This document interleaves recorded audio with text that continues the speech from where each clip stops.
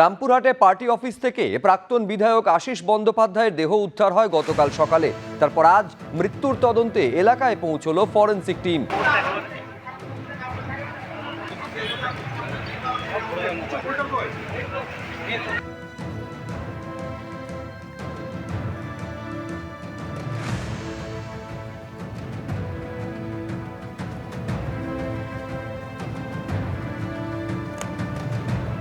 আশিস বন্দ্যোপাধ্যায়ের বাড়িতে এই মুহূর্তে ফরেনসিক টিম এসছে। আমরা দেখতে পাচ্ছি এই যে দরজা, সেই দরজা তারা খুলছেন, তারা নমুনা সংগ্রহ করবেন।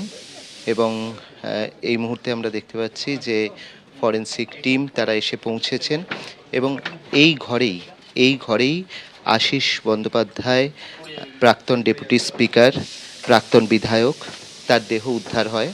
এবং এই পুরো বিষয়টি নিয়ে পুলিশ একটি ইউডি কেস সেটা ফাইল করেছে এবং অস্বাভাবিক মৃত্যুর মামলা রুজু করে তারা পুরোটা তদন্ত করছেন। এবং সেই তদন্তের একটা প্রক্রিয়া হিসেবেই এই ঘরটি সিল করা হয়েছিল এবং এদিনকে চাবি নিয়ে খোলা হয়। আমরা দেখতে পাচ্ছি যে ফরেনসিক টিম তারা এসছেন এবং তারা ভেতরে প্রবেশ